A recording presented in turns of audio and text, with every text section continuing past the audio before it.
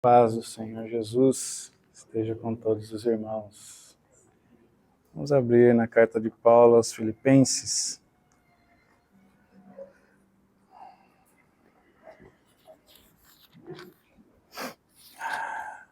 Glória a Deus.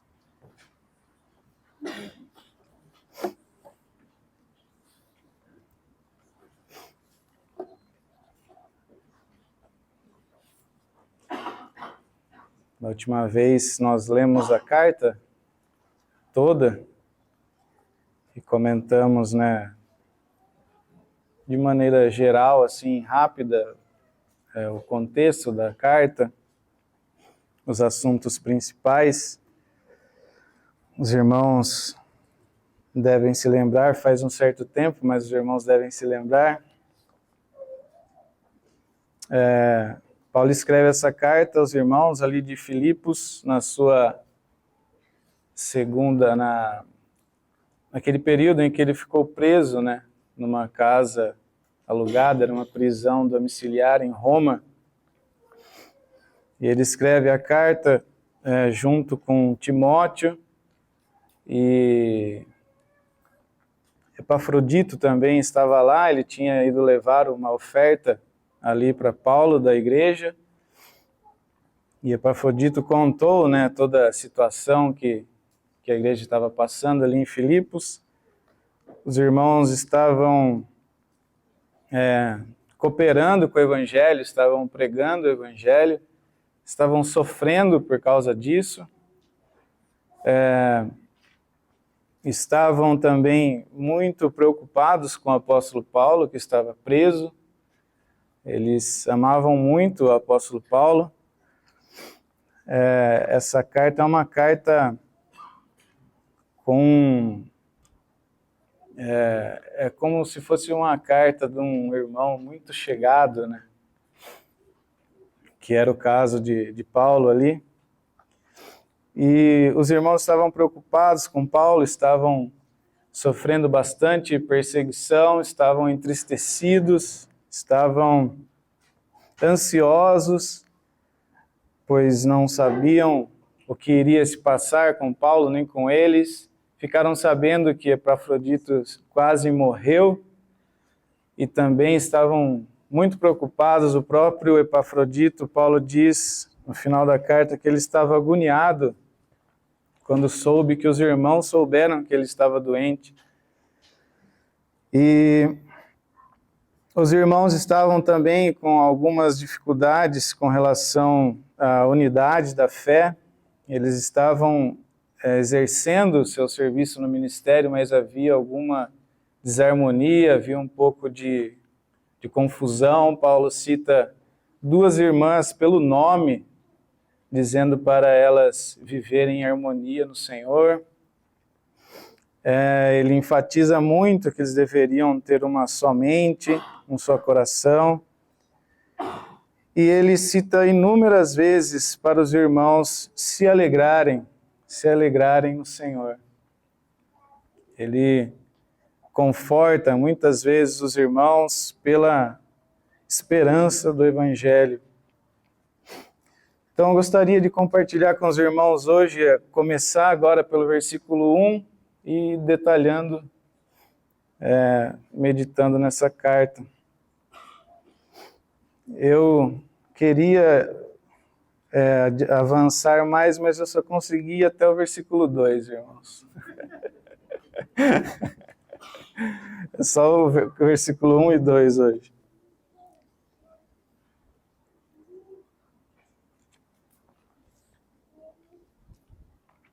Vamos orar. Ó Pai, obrigado por esse momento tão precioso na Tua presença. Nós confiamos no Senhor e não na carne, nem na minha capacidade de falar, nem da dos irmãos de ouvir e compreender, e de que isso frutifique. Contamos com a Sua graça, com Teu Espírito Santo e o Seu favor para nos ajudar nesta hora, Senhor.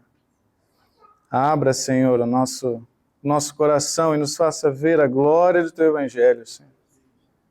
a glória que há no teu Filho, Senhor. Liberta-nos. Ó Senhor, realiza a tua obra em cada coração que veio aqui hoje, Senhor. Mostre o teu Filho, as glórias do Senhor. Ó Senhor, nos faça conhecer a verdade e que essa verdade, que é o Senhor, nos liberte. Nós te pedimos, Pai, no nome de Jesus. Ó Senhor, me ajude a pregar a tua palavra. Te peço, Senhor. Amém. Capítulo 1, versículo 1. Paulo e Timóteo, servos de Cristo Jesus, a todos os santos em Cristo Jesus que estão em Filipos, juntamente com os bispos e diáconos. A vocês, graça e paz da parte de Deus, nosso Pai, e do Senhor Jesus Cristo. Nós muitas vezes passamos por esses versículos e não percebemos que aqui nesses versículos o Evangelho está condensado, ele está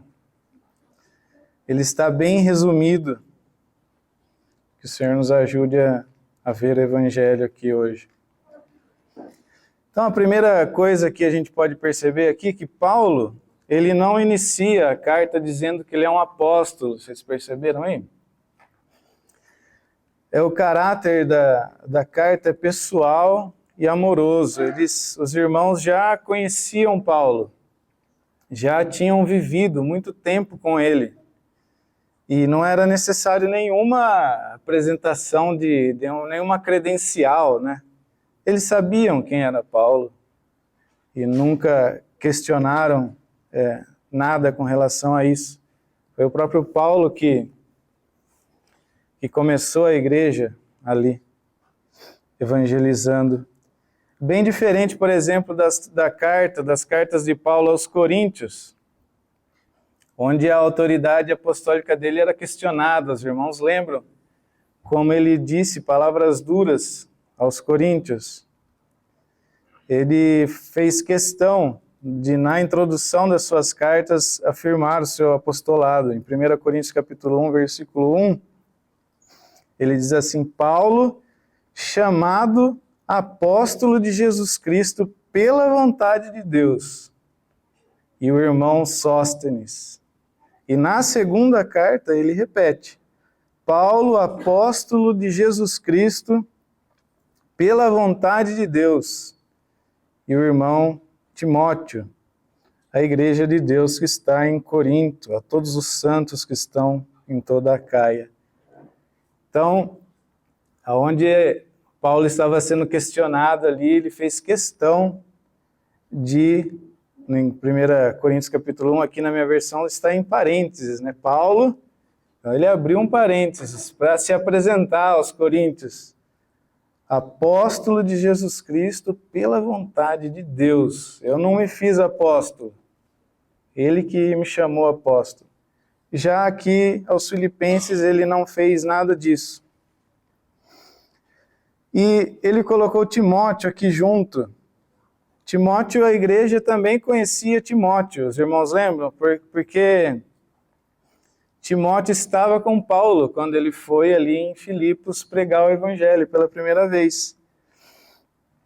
Lá em Atos, nós lemos Atos capítulo 16 da outra vez, um pouco antes, né, da leitura que a gente fez, foi quando é apresentado Timóteo e dali ele parte para ir junto com Paulo pregar o evangelho ali na região onde estava a cidade de Filipos.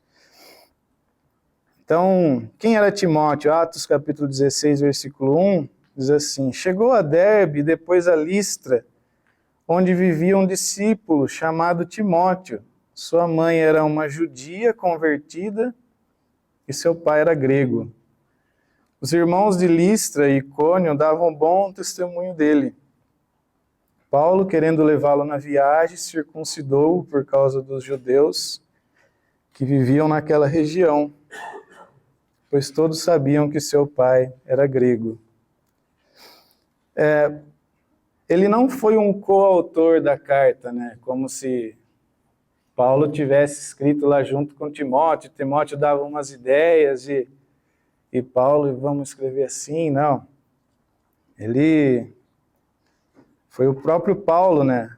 As palavras aqui são do Espírito Santo, que inspirou Paulo a escrever as palavras, né, de Deus. Alguns dizem que Timóteo poderia ter sido o emanuense. Você sabe quem que é o emanuense? Eram aqueles que escreviam as cartas. Então alguém ditava e essa pessoa escrevia.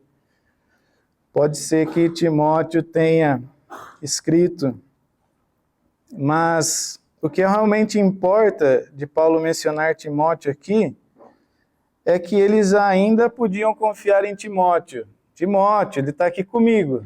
O Timóteo está aqui comigo, está escrevendo aqui, eu estou com ele.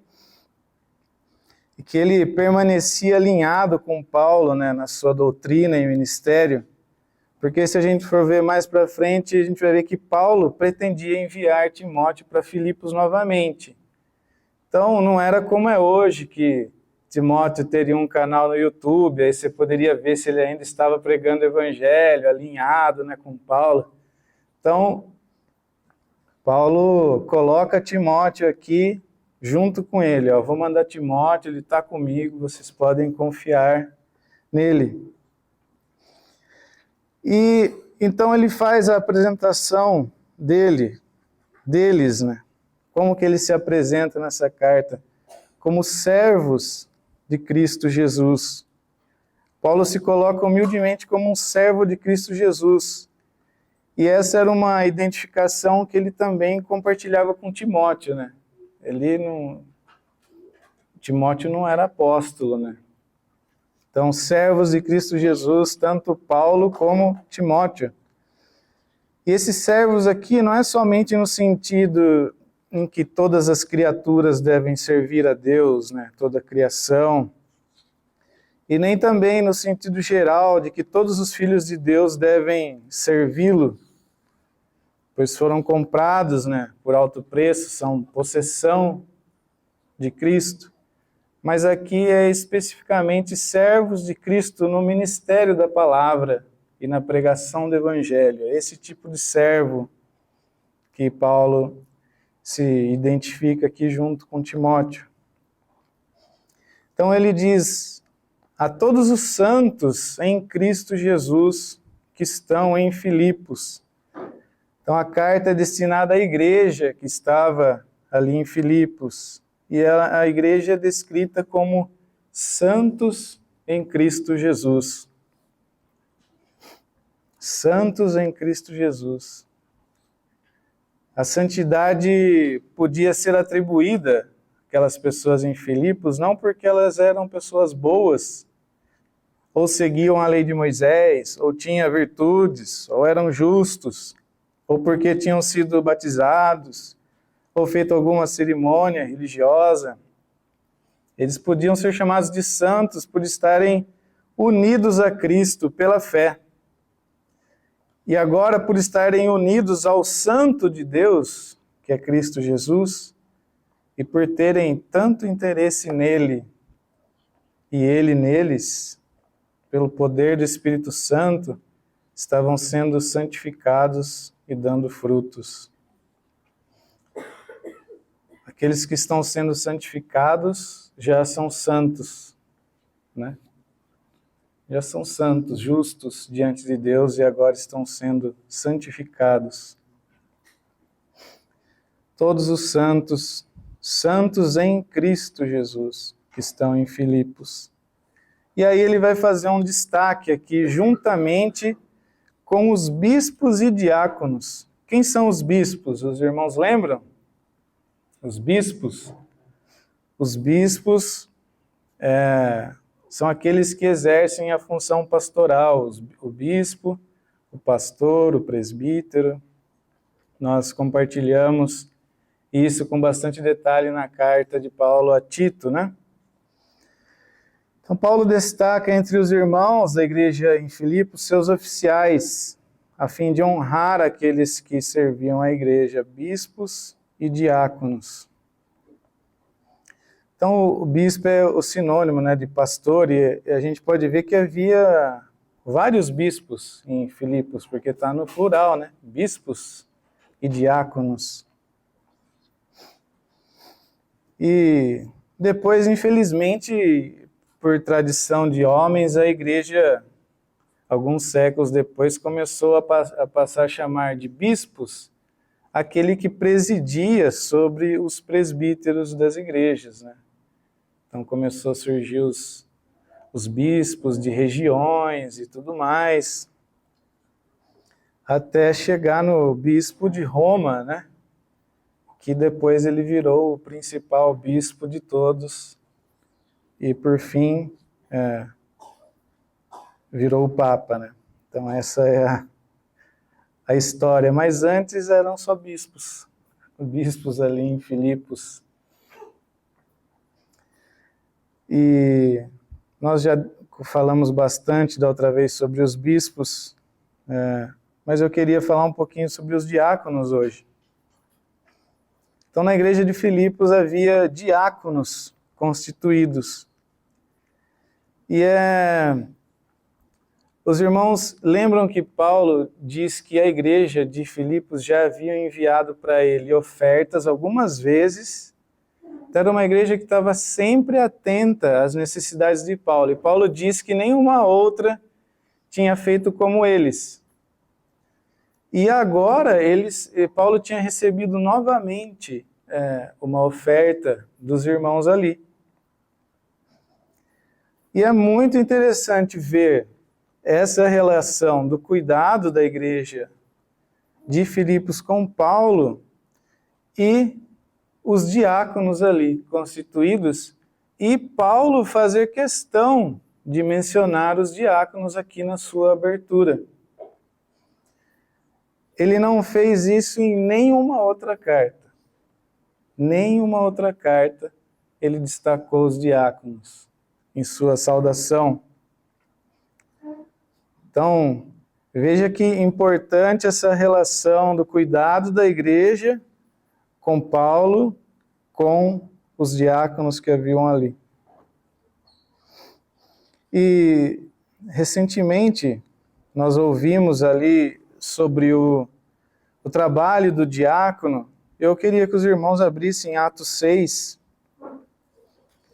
que ali está a semente do serviço diaconal e a distinção, porque aqui não são bispos ou diáconos, tem bispos e diáconos, os dois estavam presentes na igreja e cada um fazia uma coisa. E em Atos 6, a partir do versículo 1, a gente vai ver qual que é o papel de cada um. Naqueles dias, crescendo o número de discípulos, os judeus de fala grega, entre eles, queixaram-se dos judeus de fala hebraica, porque suas viúvas estavam sendo esquecidas na distribuição diária de alimento. Por isso os 12 reuniram todos os discípulos e disseram: não é certo negligenciarmos o ministério da palavra a fim de servir às mesas. Irmão, escolham entre vocês 7 homens de bom testemunho, cheios do Espírito e de sabedoria. Passaremos a eles essa tarefa e nos dedicaremos à oração e ao ministério da palavra. Tal proposta agradou a todos, então escolheram Estevão, homem cheio de fé e do Espírito Santo, além de Filipe, Prócoro, Nicanor, Timon, Pármenas e Nicolau, um convertido ao judaísmo, proveniente de Antioquia. Apresentaram esses homens aos apóstolos, os quais oraram e lhes impuseram as mãos.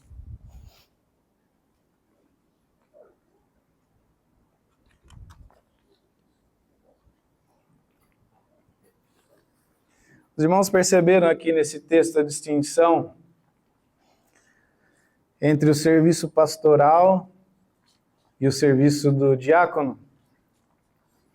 Então, surgiu uma necessidade, cresceu o número de discípulos, tinha muita gente. E viúvas de fala grega estavam sendo esquecidas na distribuição diária de alimento. Então havia uma distribuição diária de alimento para viúvas necessitadas e não estava bem organizado. Tinha gente que estava sendo esquecida. Reclamaram para os apóstolos. E o que os apóstolos que naquele momento estavam pastoreando a igreja de Jerusalém ali no seu começo, o que eles falaram? Não é certo negligenciarmos o ministério da palavra a fim de servir as mesas. Então o que eles disseram? Passaremos essa tarefa de servir as mesas para outras pessoas, nós vamos levantar outras pessoas que vão organizar isso daí, vão ser responsáveis por isso daí, e nós nos dedicaremos à oração e ao ministério da palavra.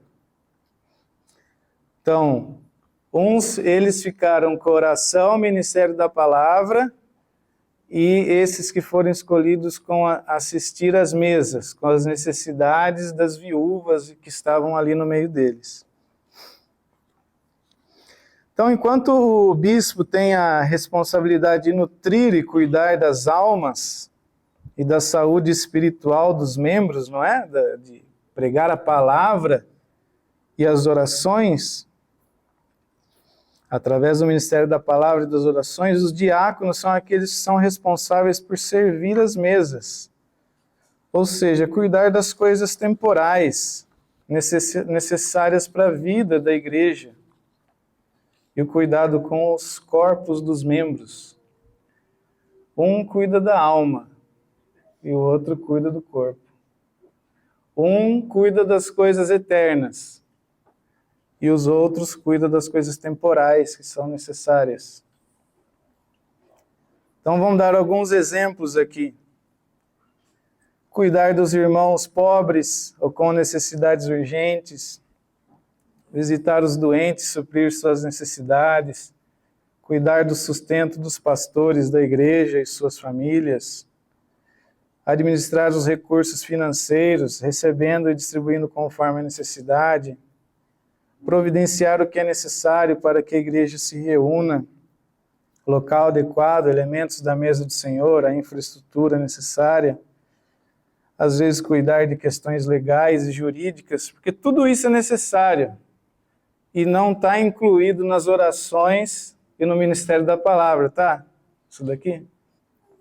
Não está. E às vezes quando o serviço do diácono ou não tem, ou às vezes é o próprio pastor que faz isso, acaba acontecendo o que estava acontecendo lá em Jerusalém.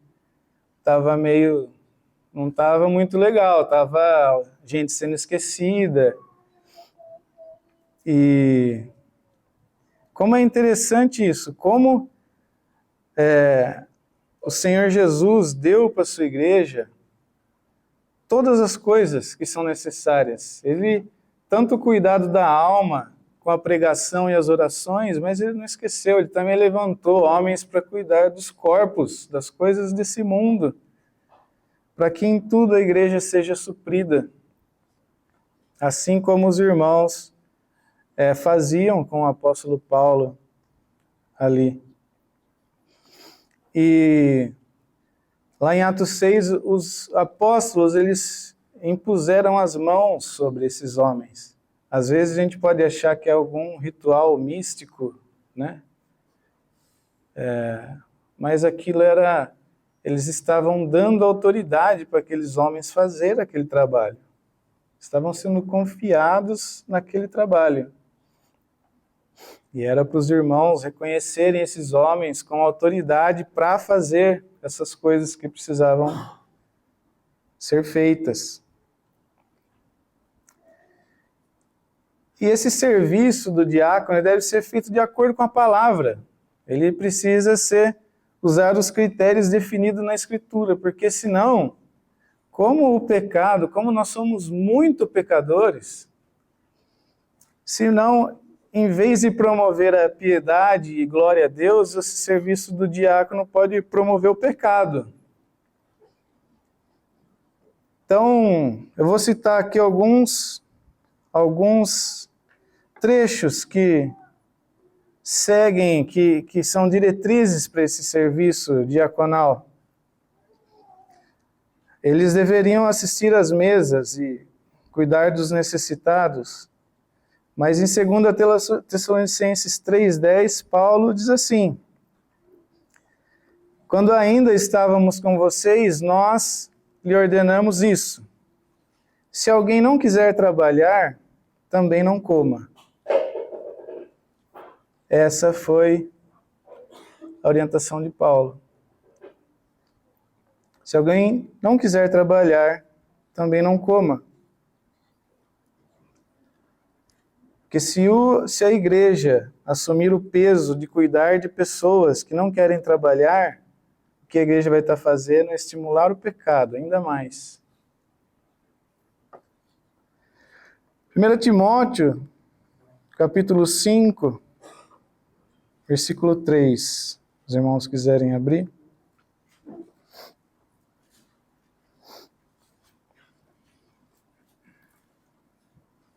Paulo está orientando Timóteo como que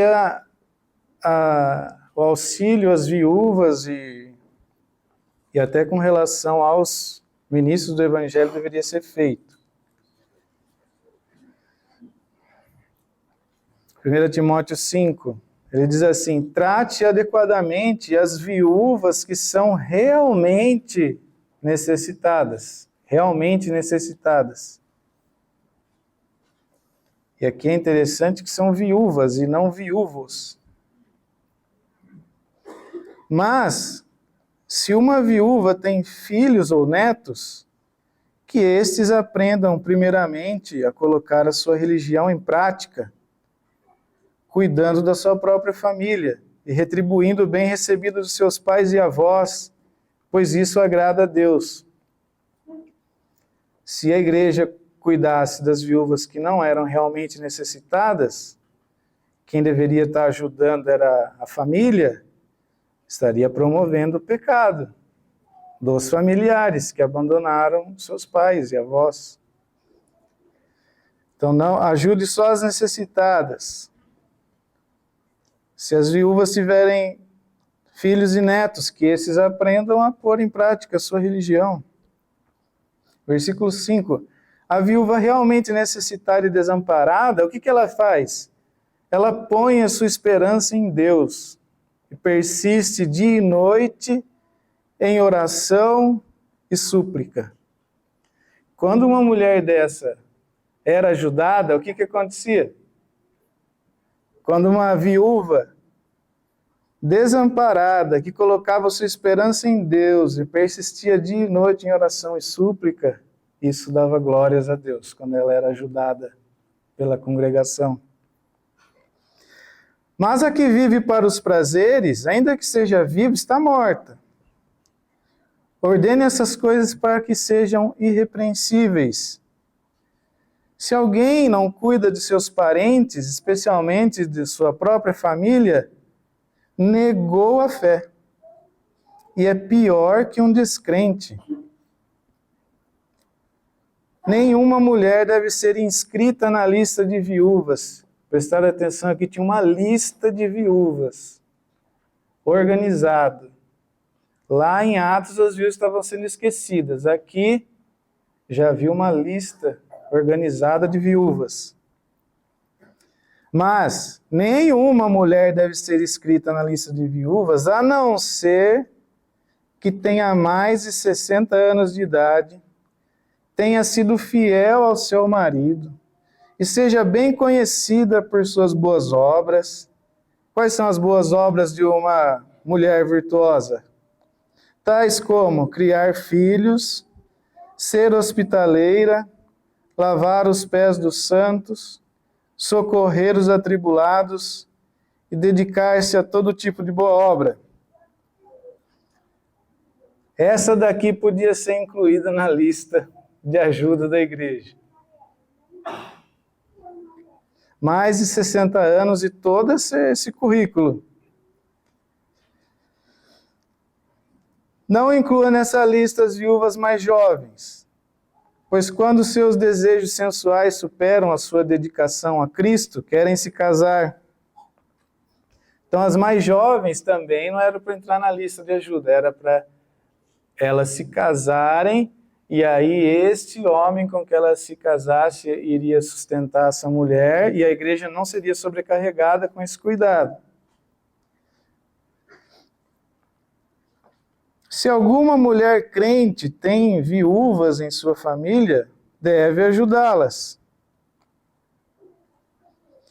Não seja a igreja sobrecarregada com elas, a fim de que as viúvas realmente necessitadas sejam auxiliadas. Os irmãos percebem aqui? O serviço diaconal, a assistência às necessidades dos membros, ela não é aleatória, ela não é do jeito que a gente quer. É algo que vai glorificar a Deus e não estimular o pecado ainda mais. E aí Paulo continua no versículo 17. Os presbíteros que lideram bem a igreja são dignos de dupla honra, especialmente aqueles cujo trabalho é a pregação e o ensino. Pois a Escritura diz, não amordace o boi enquanto está debulhando o cereal, e o trabalhador merece o seu salário. Qual que é o contexto aqui? Paulo está falando de ajuda aos necessitados, está falando aqui de alimentos e provavelmente de recursos, aquelas viúvas. E logo em sequência vai falar dos presbíteros que lideram bem e que eles são dignos de dupla honra. Ele não está falando aqui de uma honra só, pastor, gente boa. Ele está falando aqui de assistência às necessidades. A explicação do que Paulo queria dizer com dupla honra pode variar. Eu li vários comentaristas, mas a ideia central ela permanece. Que aqueles que lideram bem a igreja, se dedicando à pregação e ensino, devem ser honrados de forma especial e maior no contexto do auxílio da igreja às necessidades dos membros. Ele não deveria ser tratado da mesma forma que uma viúva em necessidade. Os irmãos perceberam isso aqui no contexto? Está falando das necessidades das viúvas, do mais, da lista, e os presbíteros que lideram bem a igreja são dignos de dupla honra. Então eles não eram para ser tratados como uma viúva em necessidade.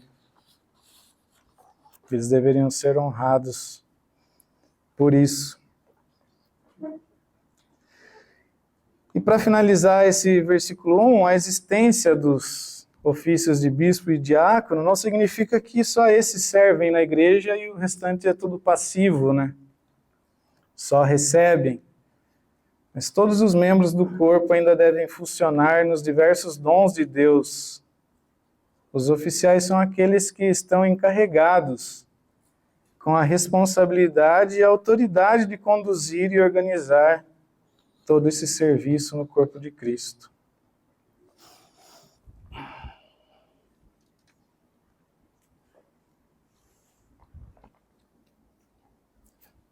Vamos para o versículo 2. O Senhor me abençoou muito com esse versículo 2. Eu desejo que os irmãos também sejam abençoados. Então ele diz a vocês, graça e paz da parte de Deus, nosso Pai, e do Senhor Jesus Cristo. Quantas vezes você já leu isso daqui e meditou nessas palavras?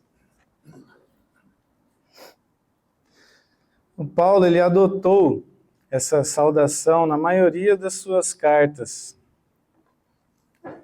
E os gregos, eles tinham uma saudação na época. Era a palavra kaire no original. Então, quando eles chegavam um com o outro, eles falavam esse kaire. E essa palavra significava alegre-se. Alegre-se.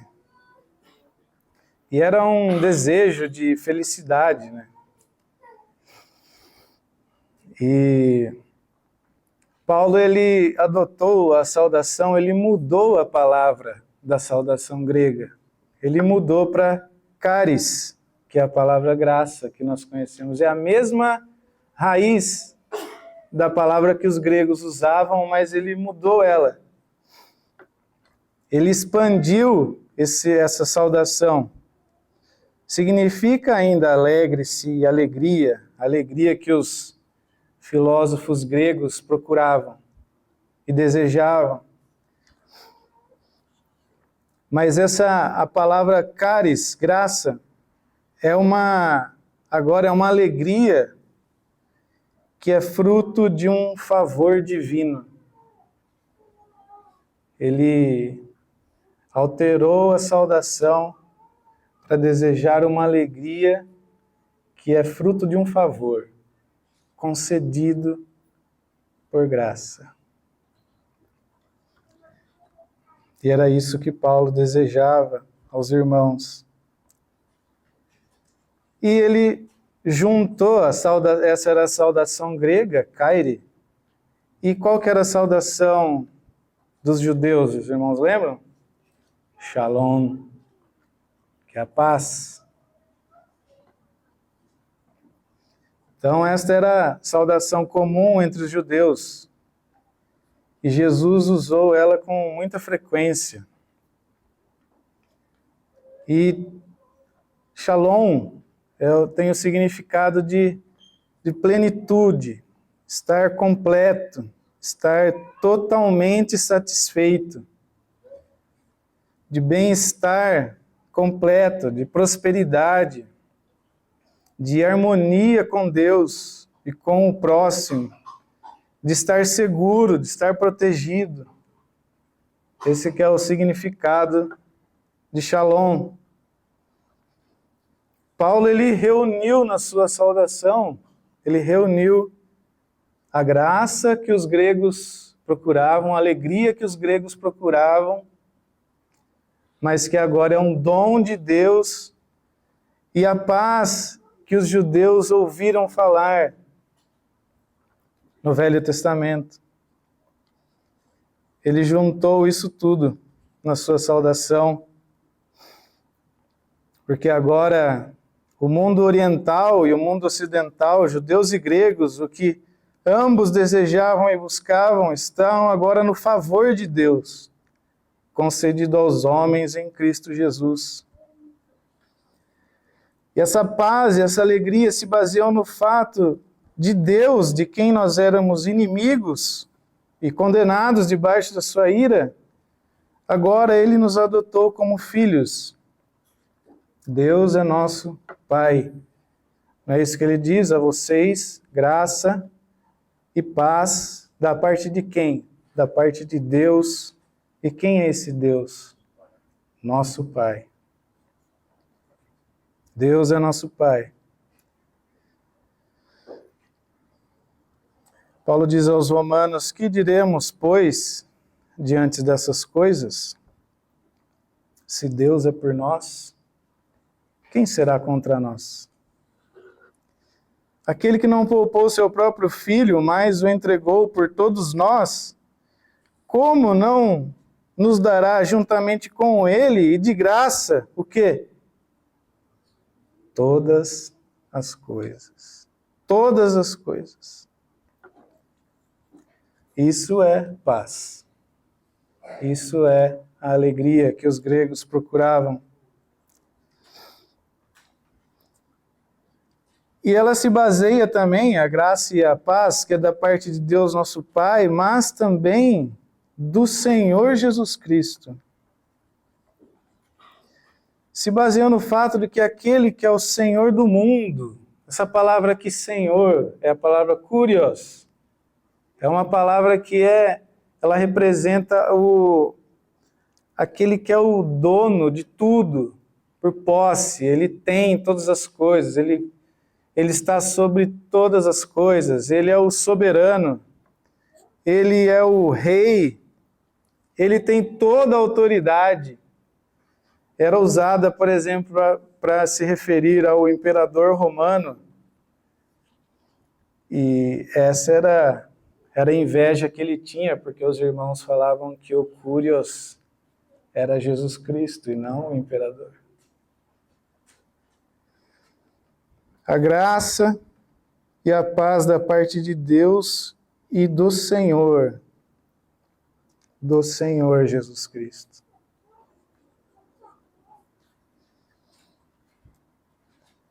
O mesmo que nos amou tanto e morreu por nossos pecados. O dono de tudo, irmãos, o que tem toda a autoridade, o que possui todas as coisas, ele morreu por nós. Se isso não te der paz, nada mais vai dar paz para você. E eu estava pensando nisso. Imagine que você vivesse num desses impérios assim antigos, que existia essa figura desse imperador que era o dono de tudo, mandava e desmandava, manda matar, manda viver, prende, solta. Essa aqui é meu, dá esse para aquele, pega esse para lá, manda em tudo. Com toda a majestade. E toda vez que você olhasse para ele, você soubesse disso. Você ia temer. Mas toda vez que você olhasse para ele, você visse a mão dele furada, e essa mão foi furada por você.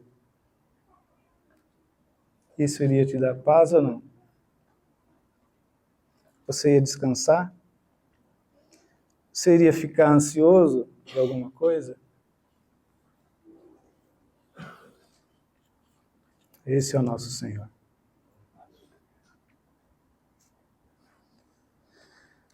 Aquele que é o Senhor de tudo, tem as mãos e o lado perfurado por sua causa.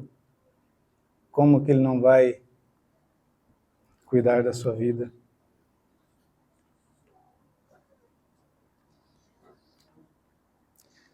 E é uma ofensa a Deus viver sem essa realidade e não confiar que Ele é o que Ele diz que é. Quando nos comportamos de uma maneira que nega isso, nós afirmamos que Cristo não tem sido capaz de nos dar paz, de nos dar alegria, de nos dar descanso, de nos dar significado, de nos dar plenitude. E nós estamos buscando isso em outras coisas, como trabalho, romances, dinheiro, drogas, muitas lícitas, outras ilícitas, terapias, humanismos, remédios e toda sorte de coisas que só vai dopar você e vai deixar você viciado e não vai te dar paz. É isso que o mundo sempre fez. Que o seu coração é vazio, não há nada que dá paz. O mundo inventou diversas drogas para tentar aliviar a sua situação. Desde ópio, desde álcool, desde tudo que você pode imaginar. E ultimamente muitos remédios.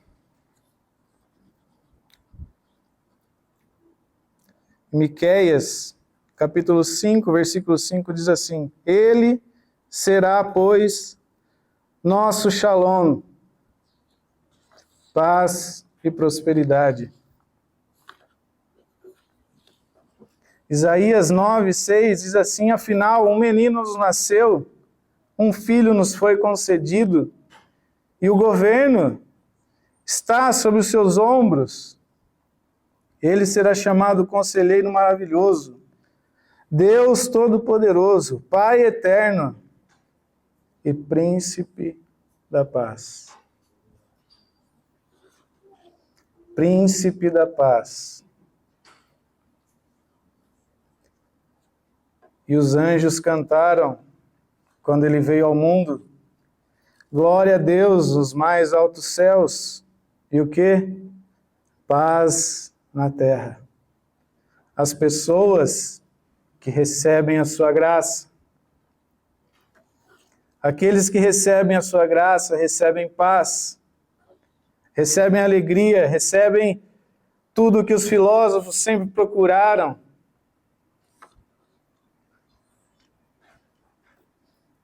João 14 diz assim: mas o Conselheiro, o Espírito Santo, que o Pai enviará em meu nome, lhes ensinará todas as coisas e lhes fará lembrar de tudo que eu disse. Deixo-lhes a paz, a minha paz lhes dou. Eu não a dou como o mundo a dá. Não se perturbem seus corações, não tenham medo. Crede em Deus, crede também em mim. Na casa de meu Pai há muitas moradas. Como que Ele iria nos encher dessa paz? O Espírito Santo lhes fará lembrar tudo o que eu disse. Jesus não apenas desejava paz, como todos desejavam em suas saudações, os judeus, os gregos. Nossa, que você tenha paz, né?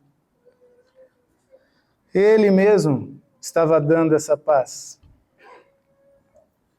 Romanos 15, versículo 12, diz assim: Isaías, enfatizando, declara: brotará da raiz de Jessé aquele que se levantará para reinar sobre os gentios. Nele os gentios depositarão toda a sua esperança. Portanto, que o Deus da esperança vos abençoe plenamente, com toda a alegria e paz. Não é com um pouco da alegria, ou com uma parte da alegria, com toda a alegria e paz, à medida da vossa fé, para que transbordeis de esperança pelo poder do Espírito Santo. Isso aqui é o Evangelho, irmãos.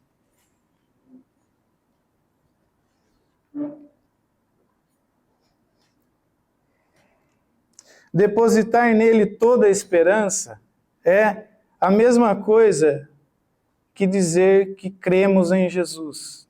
A fé que salva é essa.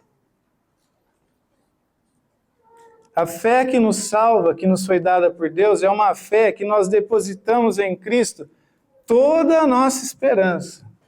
Para o dia de hoje, para as coisas dessa terra e para o mundo por vir. Isso é crer em Jesus Cristo. E veja que a paz e a alegria é na medida da vossa fé nele.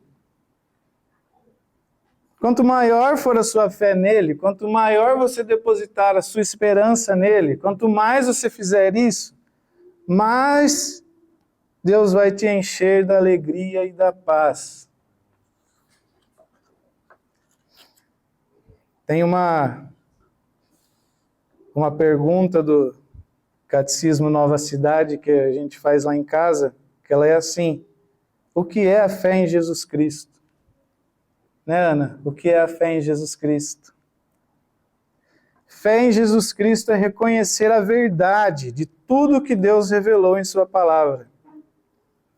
Confiar nele, recebê-lo e descansar somente nele para a salvação que nos é oferecida no Evangelho.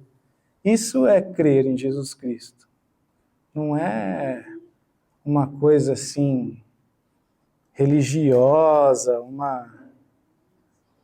Eu creio em Jesus, mas eu não confio nele, sabe?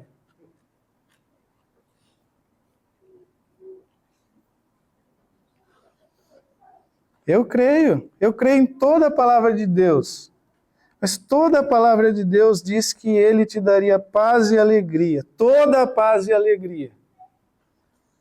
Não, mas tem uma paz e alegria que ele não consegue me dar. Eu tenho que usar outras coisas para ter. Tem uma paz e uma alegria que só o psicólogo consegue me dar, Jesus não consegue.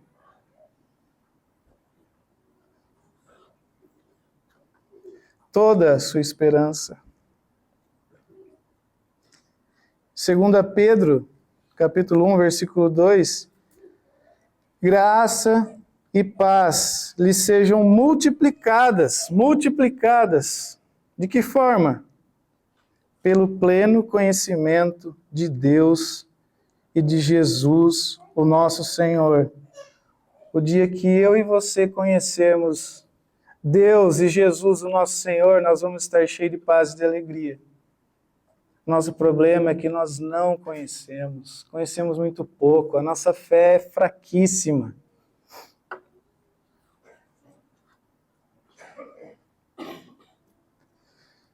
Após a sua ressurreição, quando se colocava no meio dos discípulos, o que Jesus dizia? Vocês lembram?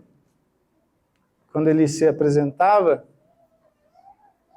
Paz seja convosco. E como que eles estavam? Com medo.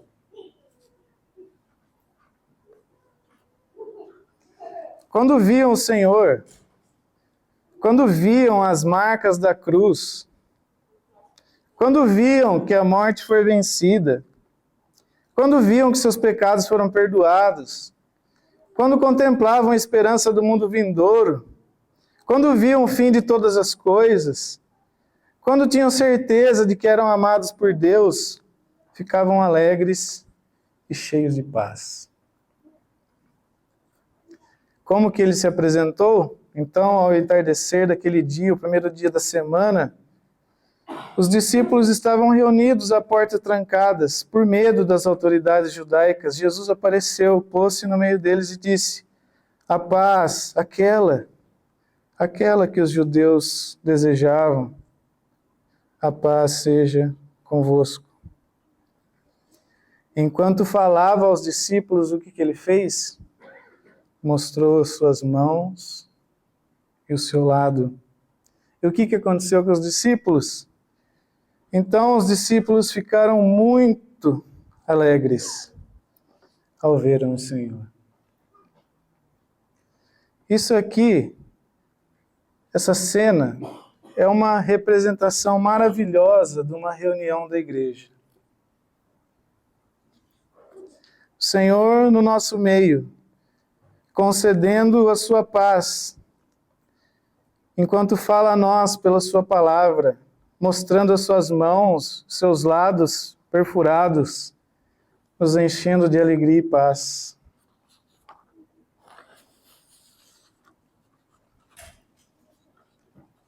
Se as nossas reuniões forem assim, Cristo sendo visto como aquele que foi crucificado por nós,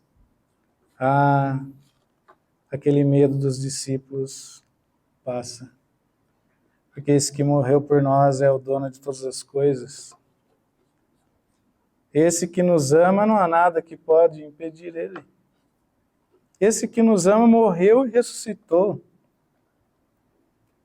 A morte foi vencida. Romanos 8:6 diz que a mentalidade da carne é morte. A carne não tem paz, é morte. Mas a mentalidade do Espírito é o quê? Vida e paz. Vida e paz. E o fruto do Espírito? É amor, é alegria, é paz.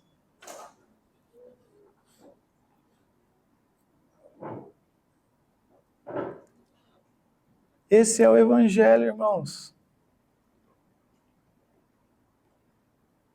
Ou é tudo mentira,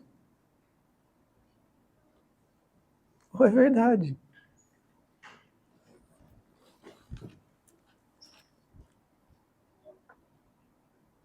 Como diz o irmão lá, né, Celso? Eu vou colocar em xeque o quê? A palavra de Deus ou a minha fé?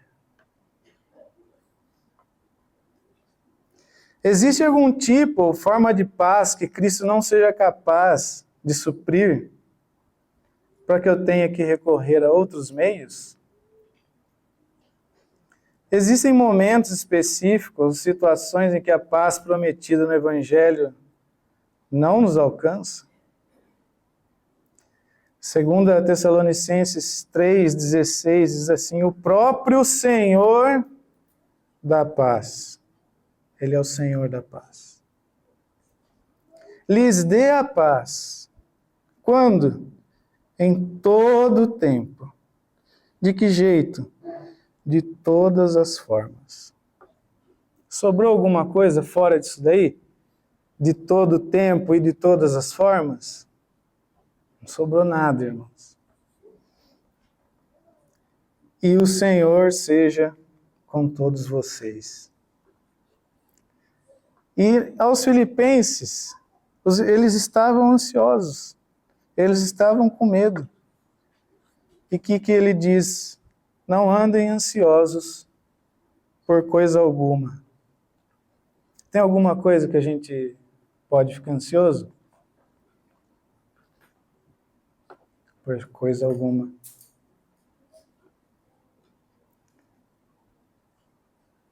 Nada, não sobrou nada aqui nesse coisa alguma. Aí depois ele faz o contrário, mas em tudo. Então não andeis ansiosos por coisa alguma, e agora em tudo. Ele afirmou de novo, tudo, não sobrou nada aqui também. Pela oração e súplicas, e com ação de graças, apresente seus pedidos a Deus. E o que vai acontecer? Ou é verdade ou é mentira, irmãos. E a paz de Deus, que excede todo entendimento, guardará os seus corações e as suas mentes em Cristo Jesus.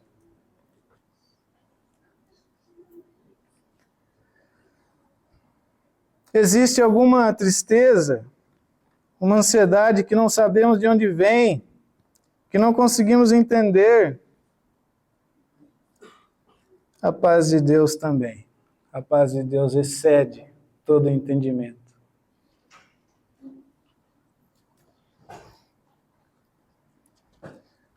Aqui, a palavra de Deus diz: não ande ansioso por coisa alguma. Não ande ansioso por coisa alguma. Da mesma forma que a palavra diz: não roube, não mate, não adultere, não ande ansioso por coisa alguma. Ansiedade é pecado. Ansiedade é não confiar em Deus. E pecado é tratado pelo Espírito Santo através da verdade, que é o Senhor Jesus, que renova a nossa mente. Pecado não tem cura com terapias nem com remédios. Qual que é o dilema do cristão hoje em dia? Ele fica assim: a Bíblia é verdadeira. Em Cristo eu tenho paz. E eu sou um cristão cheio de fé. Eu tenho fé, mas eu não tenho paz. Estou deprimido, estou ansioso, tenho transtorno bipolar, eu tenho... A lista de nomes de pecados que inventaram hoje em dia é grande. Então o que eu faço? A Bíblia é verdade, eu sou crente mesmo, mas eu não tenho paz. Então qual que foi a solução enganosa? Qual que foi a mentira? É falar que essa paz que Cristo dá é diferente da paz que eu preciso. A paz que eu preciso é uma outra, sabe? Essa que Cristo dá não é a paz que eu preciso é de uma outra. Essa de Cristo não atende. É uma coisa diferente. Não é que eu não sou crente.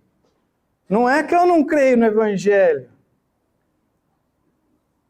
É que a paz de Deus é uma outra, a que eu preciso é uma outra, sabe? Que aí Jesus não tem ela, né? Aí, na verdade, o que eu tenho é doença. E eu preciso dos tratamentos que o mundo vai me oferecer. Salmo 131, versículo 2 e 3. De fato, acalmei e tranquilizei a minha alma. Sou como uma criança recém-amamentada por sua mãe. A minha alma é como essa criança. Sabe a criança que acabou de mamar? Estava com fome, ela mama? É assim. Então o salmista diz: põe sua esperança no Senhor, ó Israel. Põe sua esperança no Senhor, desde agora e para sempre. Em Números, capítulo 6, versículo 22, diz assim: o Senhor falou a Moisés, dizendo: fala a Arão e aos seus filhos, dizendo: assim abençoarei os filhos de Israel, dizendo-lhes: o Senhor te abençoe e te guarde. O Senhor faça resplandecer o seu rosto sobre ti e tenha misericórdia de ti. O Senhor sobre ti levante o seu rosto e te dê a paz. Assim porão o meu nome sobre os filhos de Israel, e eu os abençoarei.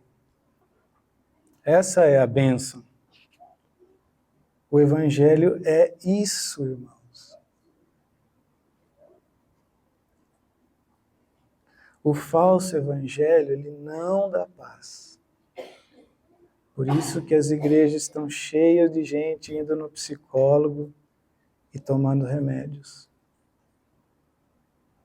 O falso Evangelho não dá paz. O Cristo verdadeiro, ele te enche de toda paz, em todo tempo, toda situação, toda hora. Essa é a bênção.